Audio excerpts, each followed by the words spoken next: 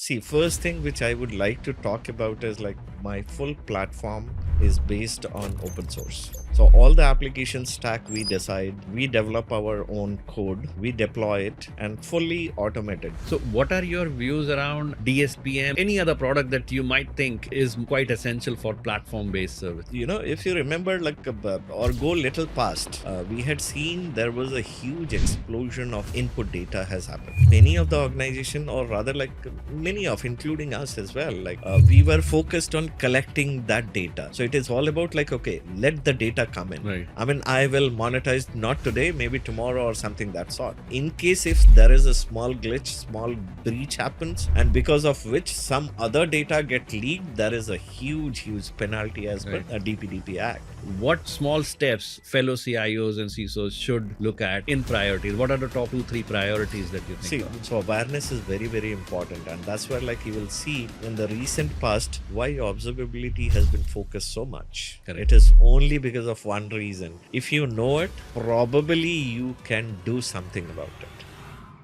Welcome to Unscripted with Archie Jackson. Today's guest is a very unique guest. He stands at the intersection of technology, cybersecurity, and law. He is Executive Vice President at InfoEdge, the national platforms which is catering to millions and millions of customers across job, real estate, and multiple other platforms. Platforms like Naukri.com, 99acres.com, Jeevansati.com, Shiksha.com, and many more. He's none other than Jai Prakash Sharma. Welcome, Jai. Thanks for coming over for Unscripted with Archie Jackson. Thank you, Archie. This is my privilege that today we are sitting in a podcast. Thank you so much. My pleasure indeed. Well, let me quickly start off with an interesting question. So, I know you're taking care of a B2C platform. I mean, there are multiple platforms which are catering to the industries. I mean, from jobs perspective, from matrimony perspective, from real estate perspective, and almost like 50% of the Indian population is reaching out to these platforms. How do you, or what makes you for a peaceful sleep at night? That's predominantly a question like if I go back and think in the late evenings at home, I feel like every time managing mission critical system is more than when you start thinking about that I have been managing a platform where somebody's probably career is on stake. Maybe somebody's is looking for their futuristic love life. Somebody is searching home. I mean, once I get to think about these things, probably I it gives me more meaning towards what I'm managing as a platform. So I always try to ensure like my services are available for people on the platform they are looking for, and it should be reliable so that we they can trust us more than anything. Absolutely, absolutely. Well, you have AI in your name itself, JAI. So, how does or how do you see AI taking over in the current platform market? I mean, that that was I just want to give you a brief on when AI actually boomed 2 years before. I mean, one fine day I was just exploring, or rather writing something on LinkedIn, and I could see like, okay, my name also starts with, or rather ends with AI. I mean, that's where like this AI journey also started, because like AI is very critical, I would say, like in today's world, or very relevant rather, because hyper personalization is the key where people has started. Like we, if I recall, it's an interesting journey. I mean, if we'll talk about 2 years before, I think it was an extension of automation itself.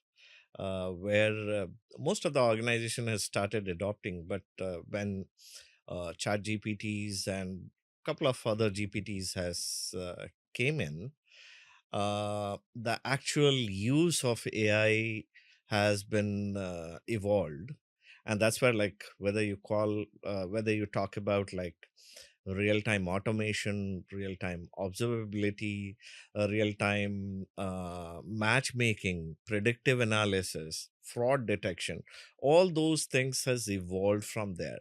I mean, I would say like 2 years before as well, or a couple of years before as well, this w- this technology was existing. I mean, we Right. can't say AI is a new technology.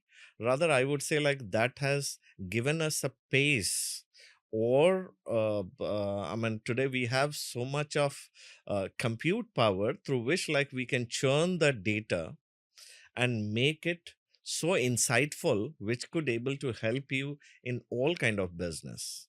And that's where I say like it is so meaningful in today's world. True, true, Jay. In fact, if I see, I mean, I just try to empathize your situation at times.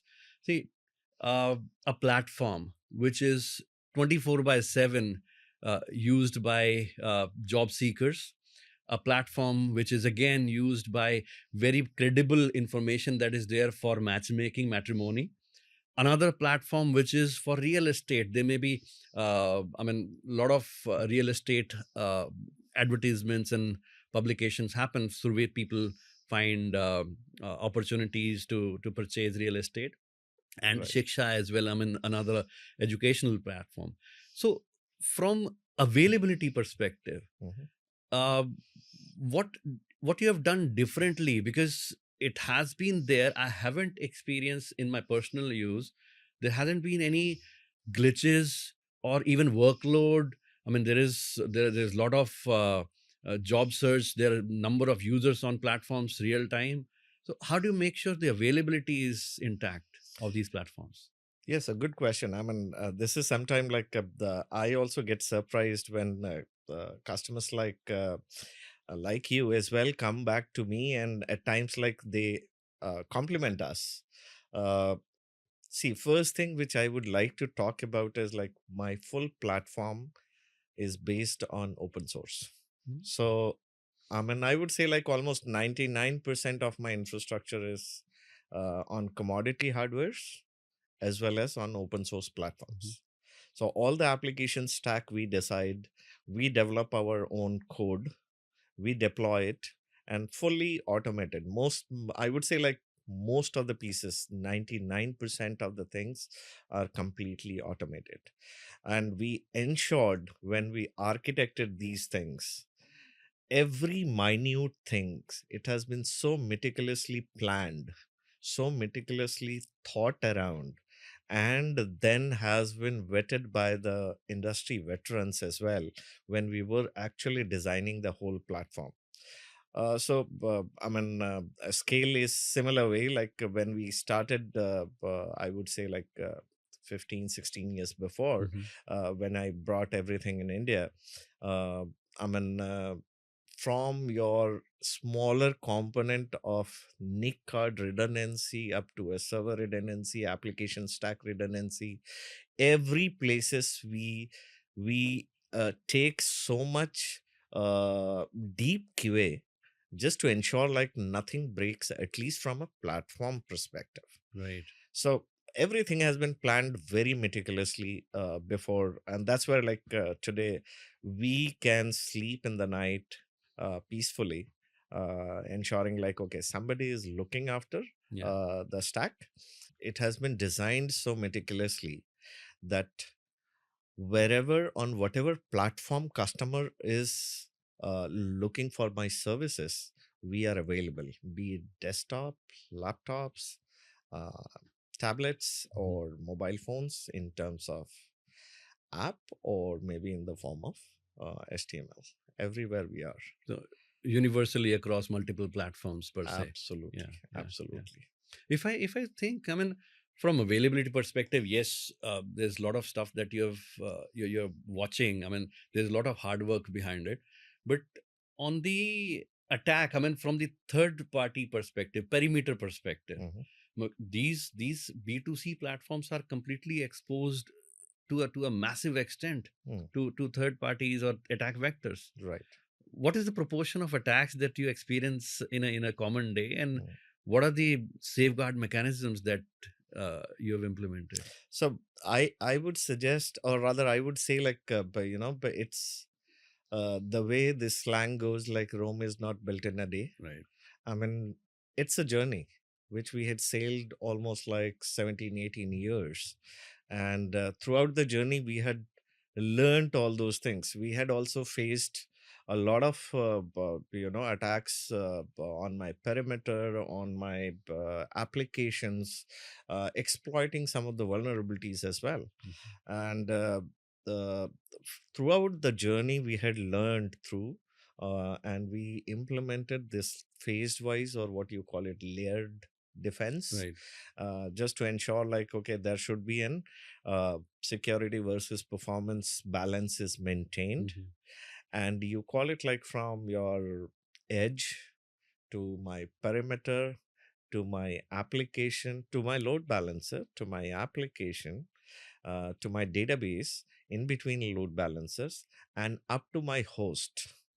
Everything, every layer, we have some other security defense mechanism is in place. Mhm. And further, whatever the logs we collect from there, it goes into a correlation engine, which we had developed in house itself, which on a real time basis, I would say, like, it correlates, gives us a lot of insights, which further gives us input for my developer as well. Though, like, we implement DevSecOps implemented, but that insight itself gives us much more insight, that when we are designing any application, at that time itself, security is the paramount. Exactly. Yeah. Exactly.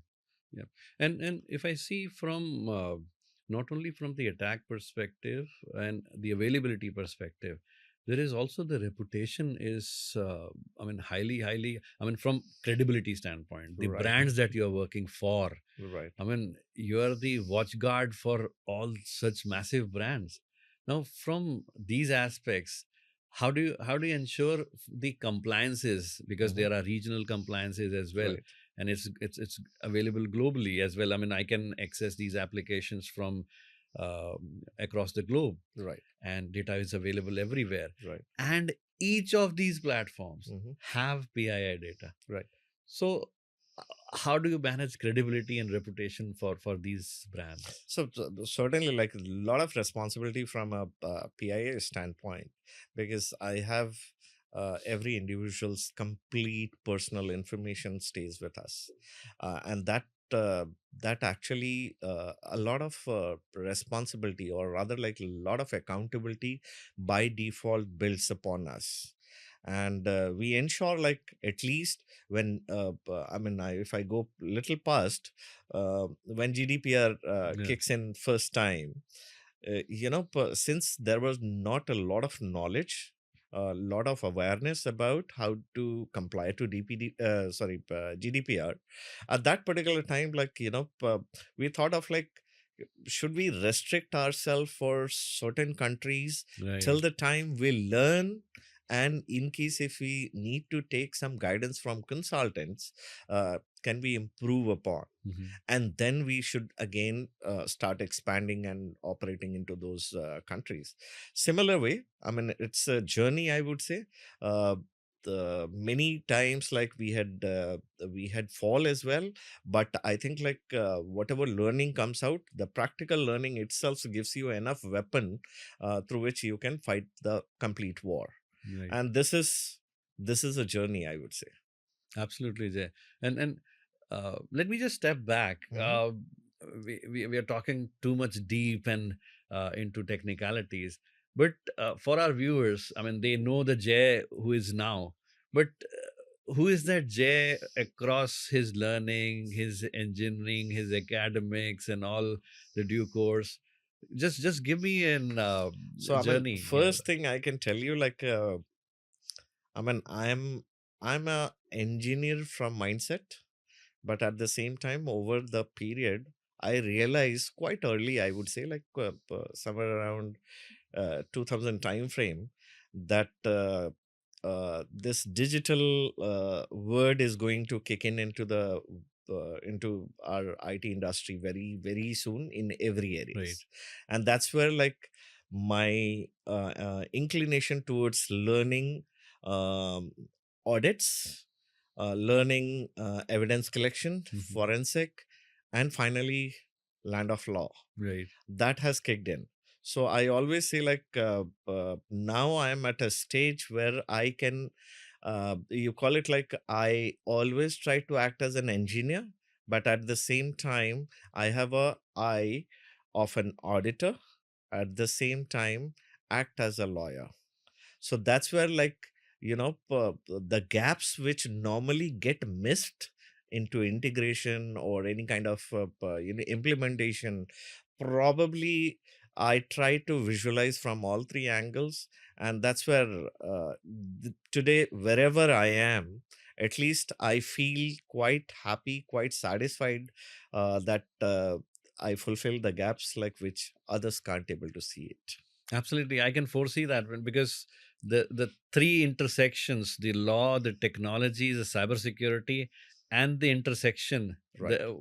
What comes out Right. is a very different and a flexible mindset. Where I've seen that because whenever I've been talking to you offline and various different, I would say, use case discussions that we had. Mhm, So mhm, in all such scenarios, you bring in a very different bent of thought, not only from the technology perspective, not only from the cybersecurity perspective, not only from the legal or the, I would say, a critical mindset. So mhm. that's where I've seen you. And how does that, how does this mindset helps you in your daily operations? So today, but trust me, like there are a lot many things like I just do not do from a technical perspective. So see, at times I feel um, every outage is not because of technical glitches. Right.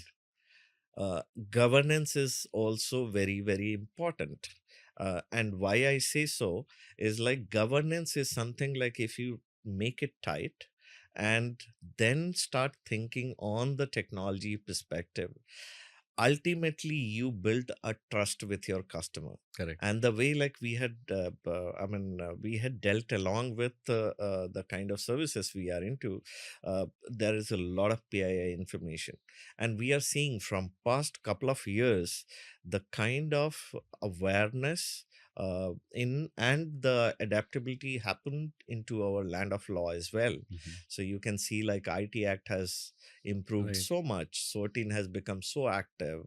You have DPDP coming in very soon, you will see a framework will be in place. Correct. So I mean all these things gives us a little bit of sense of ownership as well. And that's where like we foresee that okay, if so many legal angle is also coming while designing the application, can we also take care of such things from the starting is itself, Right. so that like ultimately it helps you when you scale. At the time it is very difficult to bring those angles there. True. So in case if you have that application which is any moment require any kind of audits, and your application has all the journey along, I mean that's what Mhm. is going to help you. Right, right. And you mentioned that there are a lot of open source as well as Yeah. in-house applications, tool sets, Right. codes that are developed. So how do you manage skills for this? Because there is the cycle of skill and the current generation that we are currently tackling with the supply, I mean the skill supply as well, and demand and execution. So retention of those skills, capabilities, all of that is another challenge. And there is a disruption if there is a discontinuity in it. So how do you manage that? I mean, very good question. I always relate like I'm also a resource. So I mean, everybody is. I at times I put my resources as well where they are. I put myself there and start analyzing that, and what I had concluded or what I had learned throughout the journey is uh, every every resource is not looking for just the remuneration. I mean, there is a lot more beyond that. Correct. And trust me, in open source world, in the geek worlds rather, so to say, uh, you need to give the right challenge to the resources. And if the resource is into technology, into developing something where they can take accountability, ownership, trust me, your life is easier. We have to only provide the open platform to them, Yeah. and enough empowerment so that they can do a research of their own, which is beneficial certainly for the organization. So we have to make that balance, but otherwise give the freedom, give them an option to fail fast, learn out of those learning, and then come and implement. And that's the key. And that's where I could able to retain the resources for such a long time. I always say, like, okay, do your research, do your studies, and don't keep any of your information which you know today eh, just within your mind. Right. Try to cascade it. I mean, at times, like in my organization as well, some of my or rather like my department people always talk about, like, um I do some level of documentation which is quite helpful for them. I say, like, why not? I Right. mean, even if you don't know how to do a documentation, and especially with technical people, this is the typical challenge, that they know it. Whatever they want to solve it, they solve it today, Correct. but they don't keep a trace of that, Right. what they did today. And tomorrow, if you want them to repeat the same thing, they will do the same journey from 0 to again 10. Right. I mean, at times it helps, like, once you finish your task, quickly, if you can just do a short notes or something that sort, and start sharing those knowledge along with set of people. True. Where you develop other resource as well. So it's a collaborative knowledge sharing, which I believe a lot. And Absolutely. that's the key for me to retain my resources and skills. And rather, like, even for freshers as well, at times we ignite so much within that person, that and give that freedom, that you can develop this, my need, Particular my app. Yeah. requirement, and we are there to help you out. So in that scenario, I mean, any of the resource, mostly they look for freedom. Right.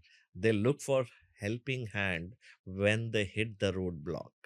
So if I'm there, if I can able to help in any ways, and so do, I always feel like I learn from my resources as well. Right. There are many things, trust me, in the whole journey I learned it from my team members, which maybe, like, after 2 3 months I have to repeat and tell them that this is something, like, this is the way you need to do it. Right. Ultimately, I learned it from them only. Absolutely. So that's where, like, people appreciate. And more than I act as a manager, I act as a team member. Wonderful, wonderful, Jay. In fact, even from my journey, if I remember, uh, areas where I have excelled Hmm. are those areas where I have been mentored. My mentor has given me the independence to experiment and fail, Right. and giving me the confidence that yes, even if you fail, you have another chance, but you're doing good. I mean, kind of a recognition in parallel, That's having that very faith and much trust. required. That's very Yeah. much required. I can tell you, like, I mean, prior to my the current organization, there was so I feel that person is my guru. You call it mentor. Yeah. I always bow behind him. He is one person who has actually built that trust with me, that I can tell you, like, when I have been hired for that particular project, that project was quite a new project for all of us. On the first meeting along with the international stakeholders, Though we had prepared everything, but he has given me an opportunity that today, this whole agenda, you need to lead it. You need to forefront drive everything. Yeah. We are behind you in case if anything fails. And Wonderful. trust me, that confidence itself from that time, I mean, that has given me, or rather, that has gotten into my DNA, which I try to cascade with my team members as well. And that brings a lot of trust between your team members, where they at least know that, in even if like I am failing on certain things, even if I am delaying certain things, there is somebody who can able to pull me out. Correct. Pull me out. Yeah. And that trust itself is sufficient enough for any of your resource to trust you. Super, super, Jay. And how? Okay, so this is for your team member, but Right. how do you continue to sharpen your saw? Because you have been at a always in the front runner in Mhm. terms of technology, in terms of innovation and thought process, and the creativity that you bring in. Mm. So how do you keep, apart from your daily life, work life balance? How do you continue to learn? I mean, that's a typical one. I would say, like, somebody says like, how do you manage your work life balance? Trust me, I'm very bad on that. Okay, because like, my family has most of the complaint that I don't spend time a lot of time with them. But yeah, I have an intention always, like, if I find something like which is interesting, and even if it's a junior, it's a known person, unknown person, many times, like with you as well, I had find it so many fruitful discussions happening, that I always express my eagerness with person Right. that I would like to learn. Can he spend some time with me? Yeah. In case if he has some time, in case not, whenever he is doing, can I watch it? Absolutely. So that's Yeah. my way of keeping myself updated, you call it, or learn things on a very quick manner.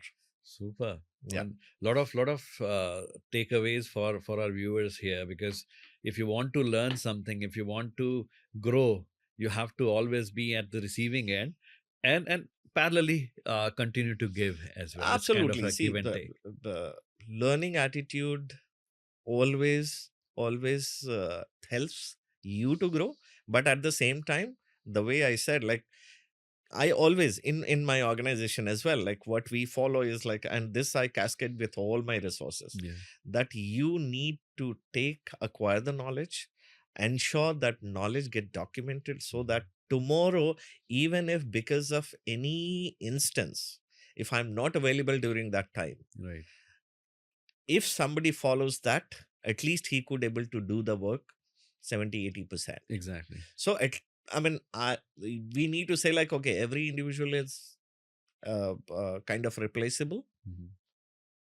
I always go along with that mindset, that tomorrow I'm not there in the Yeah. organization, Yeah. Yeah. but my system should be running as is. So that's the Wonderful. mindset. Super, super mindset. Yeah. And as a, I mean, again, from the, I'll switch gears into the technology side Sure. now. So there are continuous innovation and products coming in the market. Right. A lot of technological, I mean, with AI integrated into almost every product now. Right. There are products like I see with the DPDP coming in. Mhm. One of the product which has actually captured the market and in a very high demand is the data security posture management. Yeah. There used to be a CSPM, the cloud security posture Correct. management, various different products already there. Right. But getting the visibility of my data, where the data is, and it's not only limited to classification, Mm. it's actually getting the visibility of my data, Right. where my data is. Because working with, in your scenario as well, for all these platforms, developers may be putting in some PII codes in any particular Right. environment, and for the ease, again, from learning aspect as well, or even onto the jump server. In my examples, there are multiple scenarios where developers had put in some source code in some of the different servers and all, which were not meant to be. But having this posture visibility it helps me identify what I need to secure at first, because there is a large explosion of data across my all platforms. Correct. So at least segregating and identifying what that particular posture I need to secure. Mm. So what are your views around DSPM, or any other product that you might think is quite essential for platform based No, services? certainly. Like, I mean, that's a very accurate question, especially in terms of DPDP coming in. Because, like, yeah, at one point of time when people were sailing the journey of cloud, it was a CSPM. But, uh, if you remember, like, or go little past, we had seen there was a huge explosion of input data has happened. Right.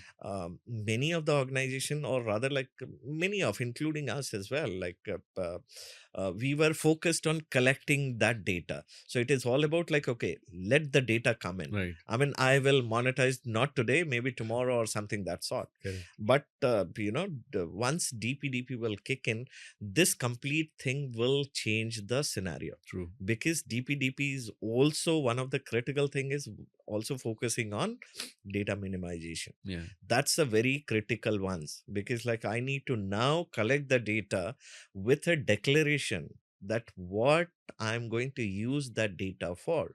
Because if I'm collecting your data, I need to declare it to you that where I'm going to use it. Exactly. And now since you become a data principal, now you have all the rights any moment to take away that data, make the changes to that data. All those things has to happen. Correct. And that's where everything has all of the sudden started revolving around data.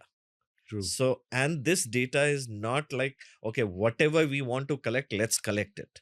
I mean, in case if there is a small glitch, small breach happens, and because of which some other data get leaked, there is a huge, huge penalty as Right. per a DPDP Act. So that's where like this data minimization becomes much more critical now.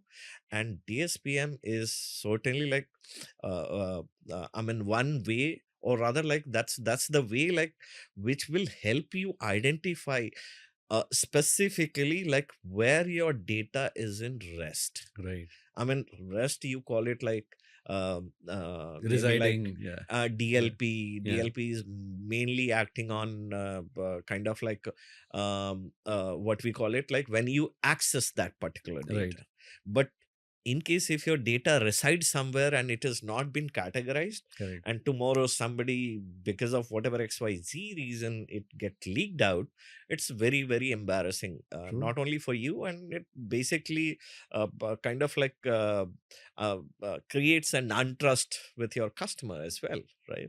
And that's where I feel like DSPM is one of the right framework before you implement or before you go for implementing DPDP Act. Correct. So categorization, classification, your risk identification, because like you can quantify, you can put that, that value, attach a value along with that particular data. Mhm. You can also classify that data, that how critical it is. Based on that, like you can do evaluation, and finally you can come up with an calculation.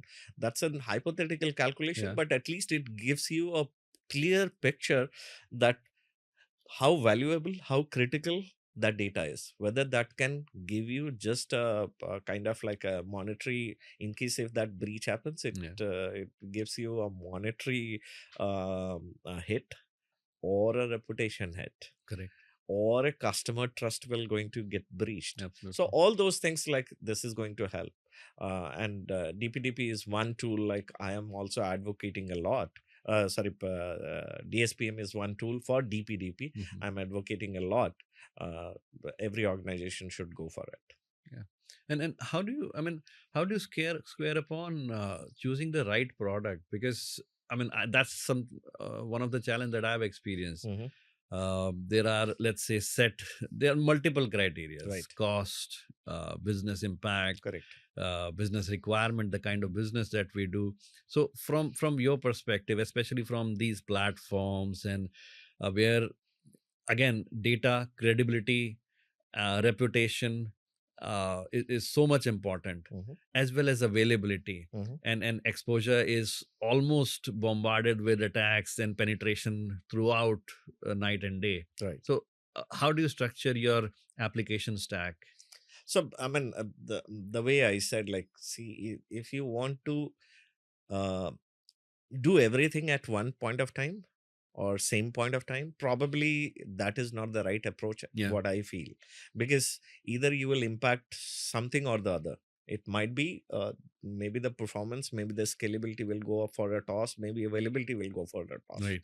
And many a times, like, I mean, if the data, right data is not available, probably availability, trust, everything will go for a toss. Correct. So I think, like, you should start from minimal, where either if you are focusing on availability, let's start focusing on availability, then you start focusing on layered approach, where the security should be implemented just to ensure, like, from every layer, whatever is your security aspect or whatever the standard you are following, at least you should have that observability in place, that okay, all these things, these are the tick marks which I had put it from a security or from a Mhm. standard or from a framework perspective.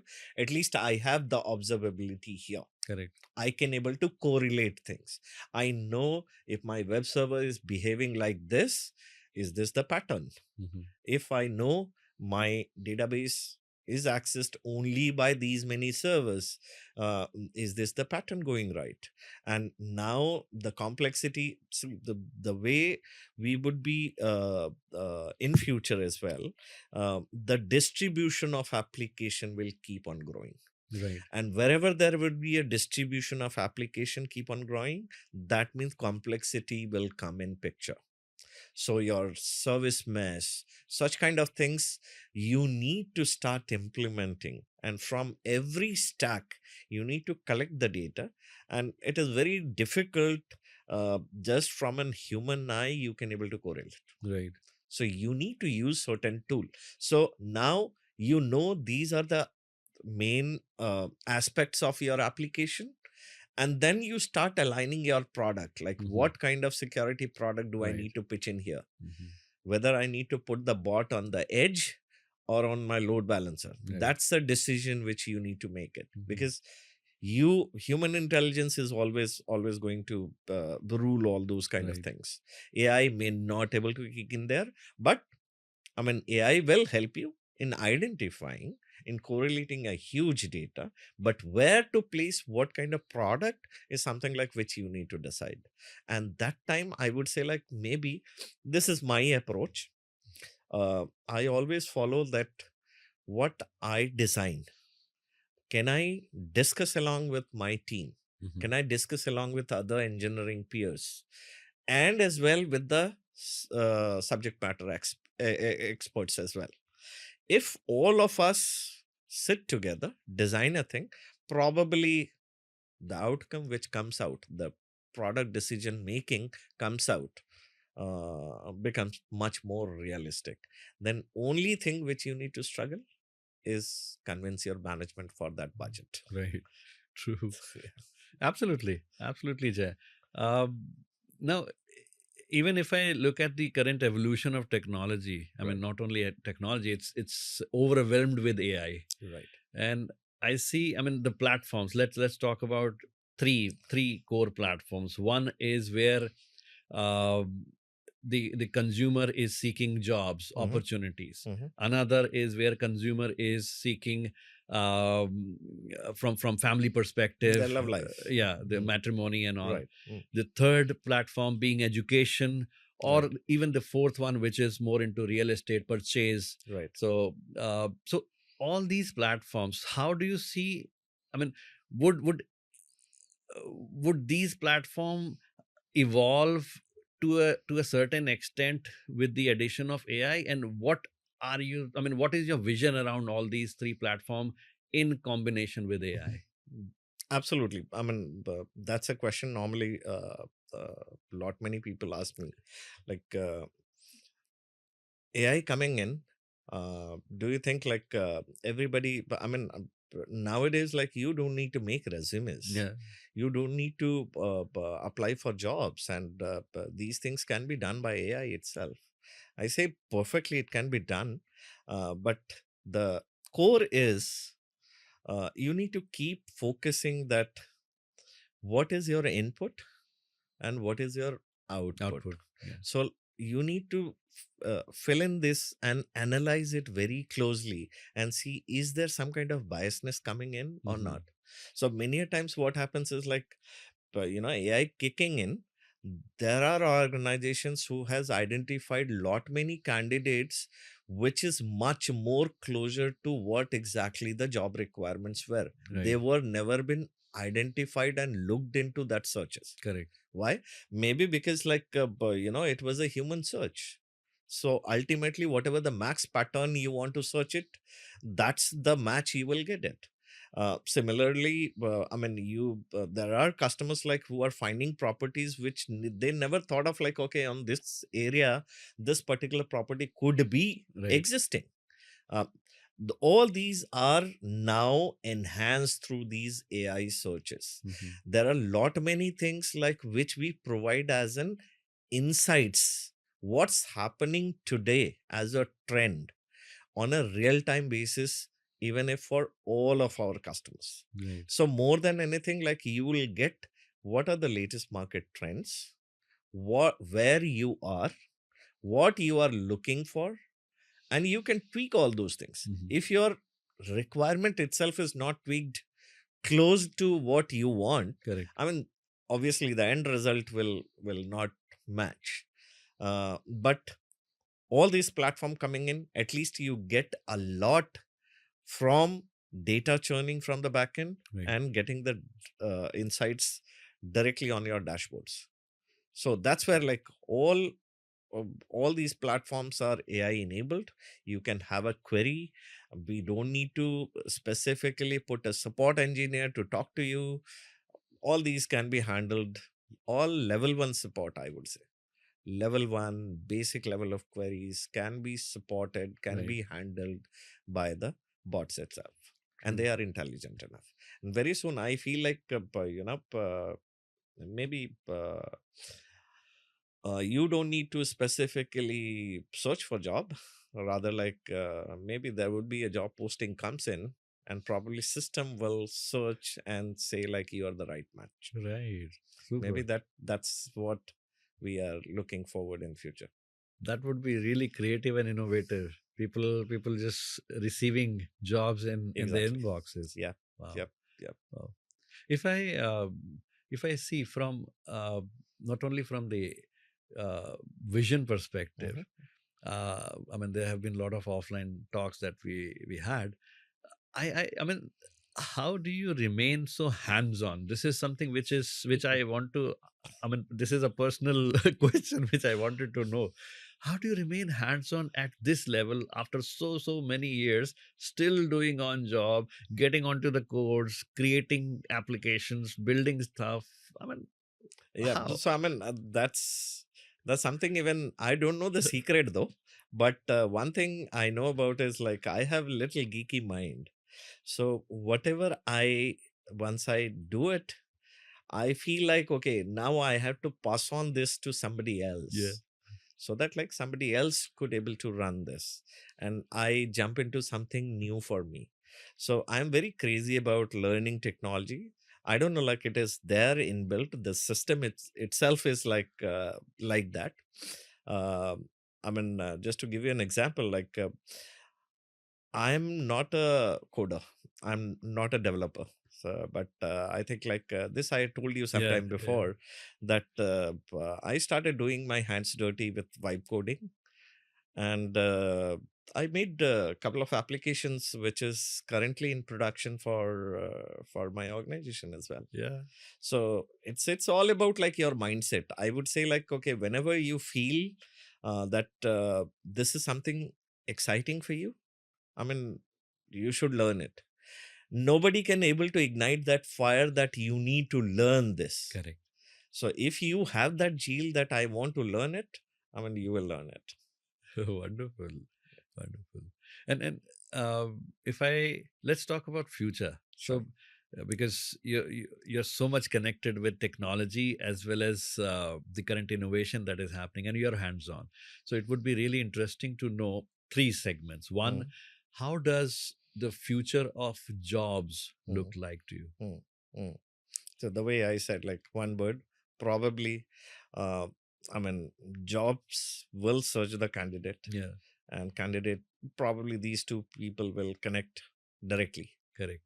That's the future which Yeah. I can think about. And how does the future of real estate looks like? I mean, similar way, like Yeah, if I need to say, like, okay, you might need to just think about, like, okay, this is my budget, this is my location, and this is my a requirement from an area perspective, from a location perspective.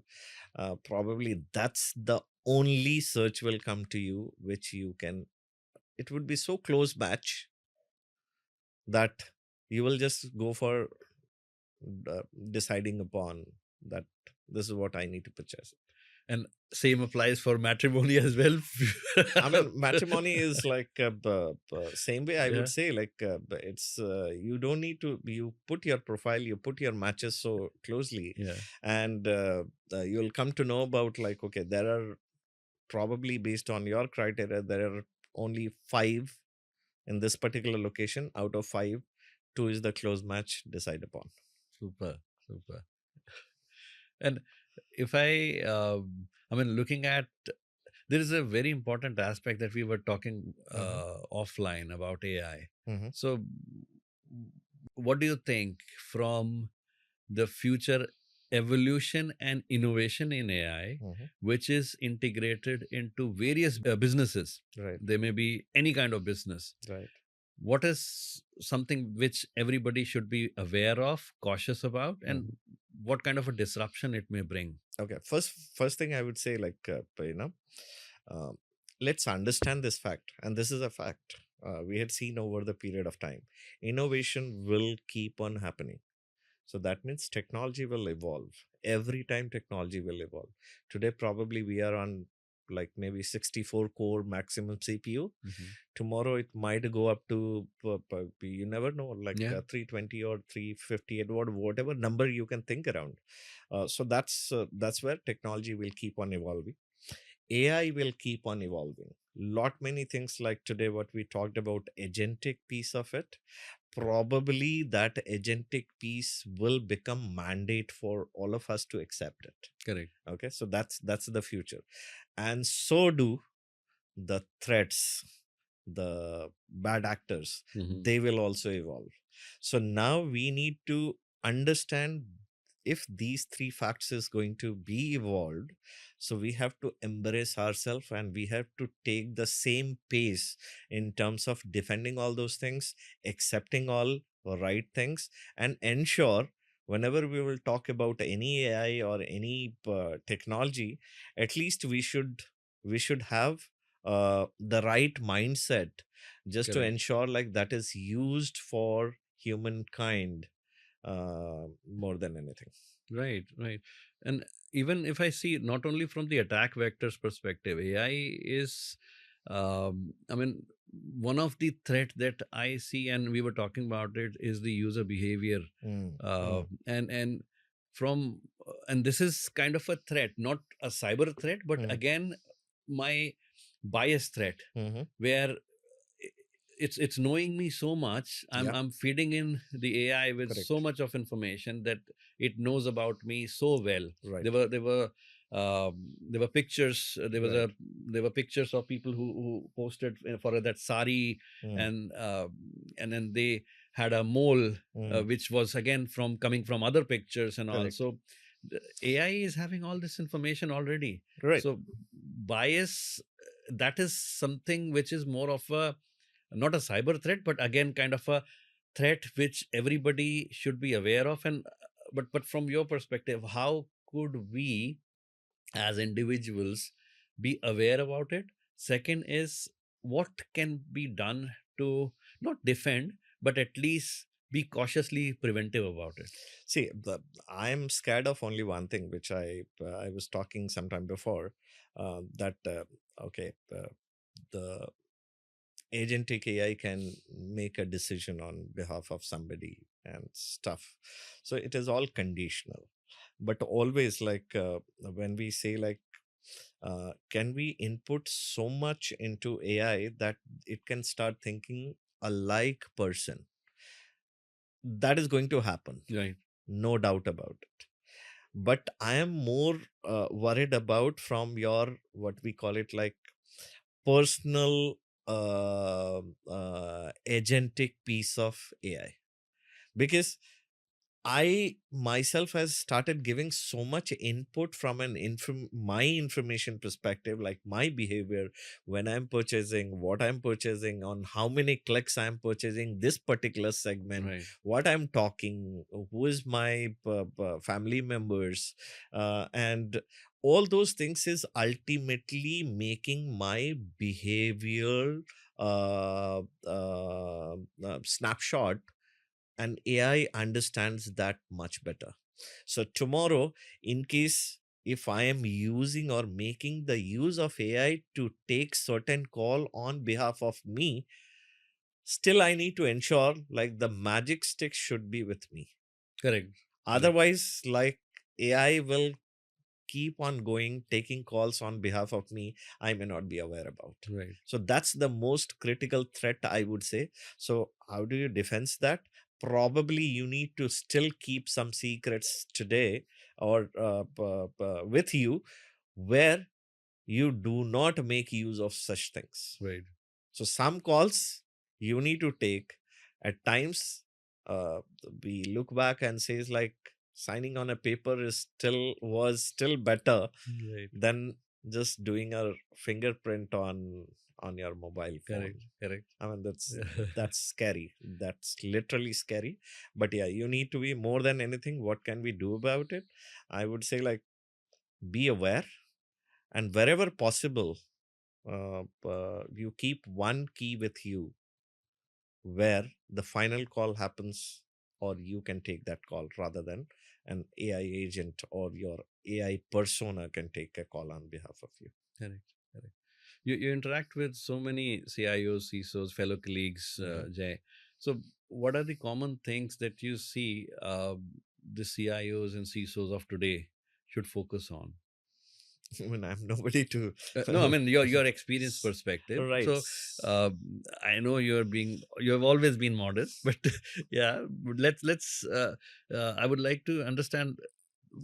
I mean, from your experience, your trajectory perspective, Right. these are the few things because I mean there are many peers who I interact. I mean, from my interaction perspective, many Right. peers reach out to me. We interact, and they may be in a particular direction because some may be in the manufacturing, Right. but and then very much prominent in the OT space, Mm, mm, but parallelly understanding the SaaS space and all. mm. So because eventually it's all going to be a single one umbrella, Right. and then manufacturing also slightly shifting towards a center of kind of a black hole convergence. Right. So into technology and AI. So Absolutely. what small steps fellow CIOs and CISOs should look at in priorities? What are the top 2 3 priorities that you think See, of? the way I said, like, first of all, you need to accept the truth.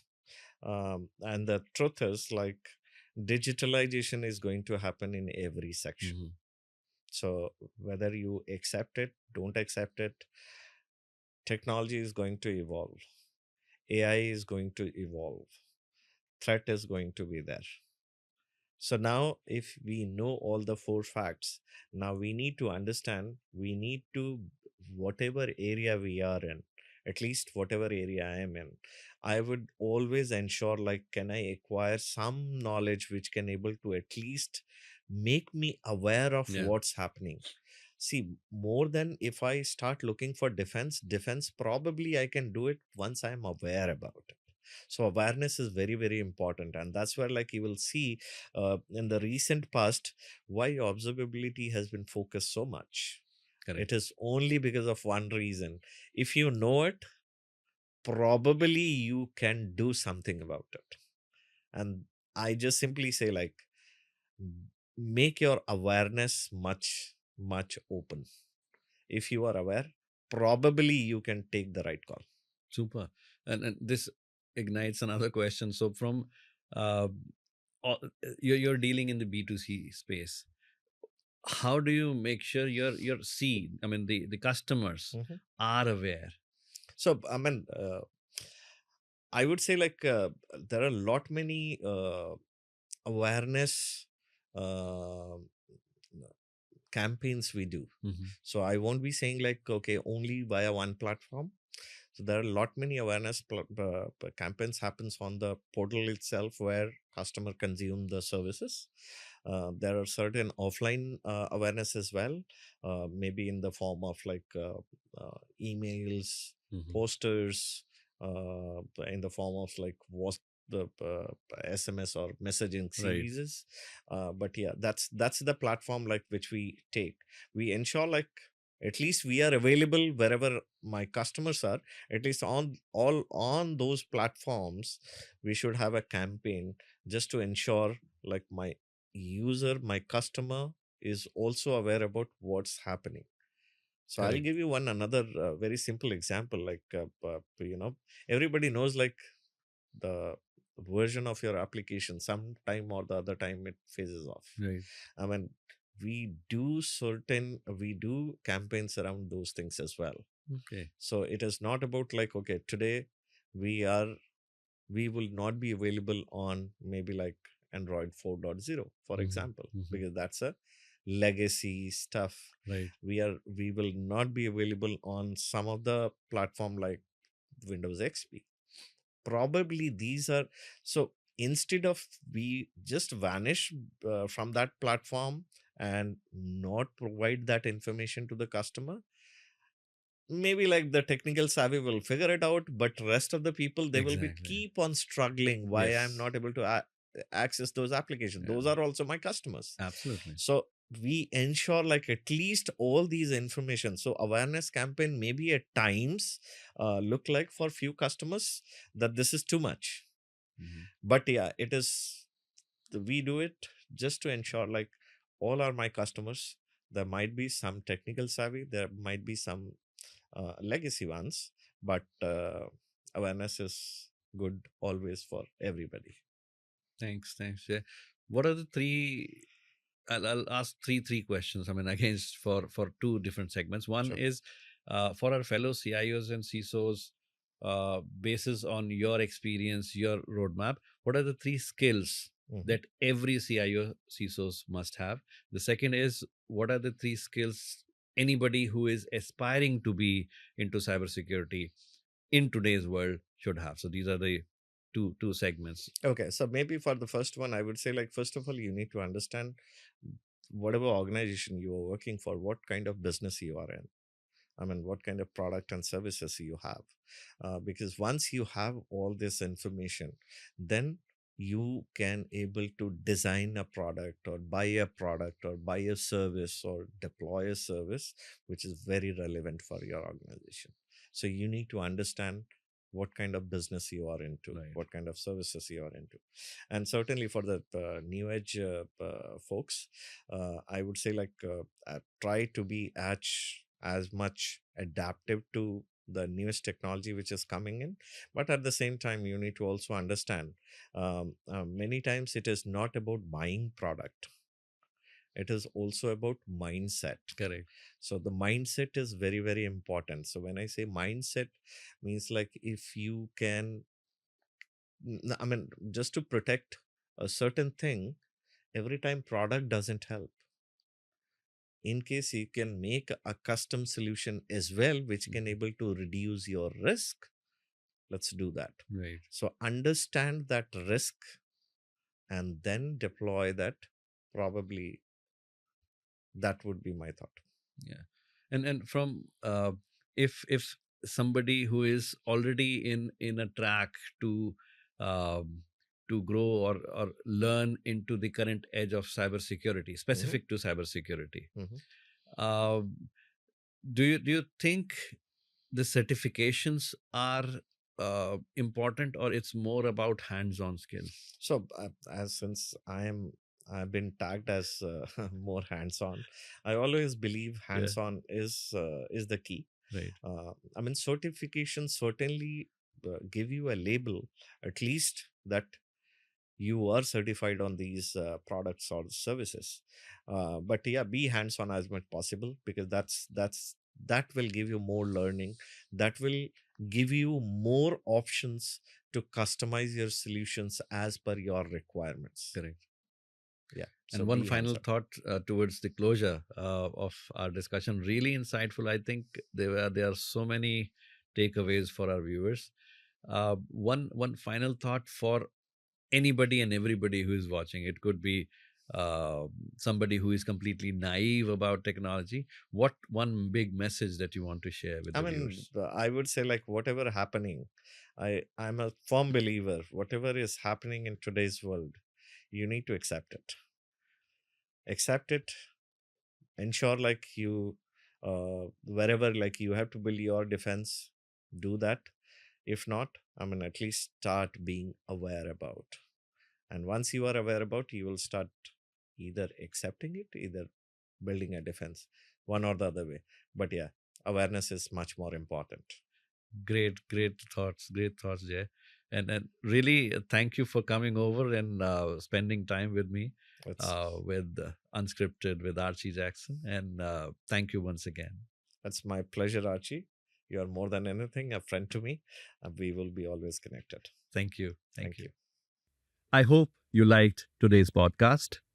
Please do subscribe to the channel and also comment any updates, any information that you would like to see from our channel. We'll make sure we cater your request. Do keep watching and share these videos. Thank you.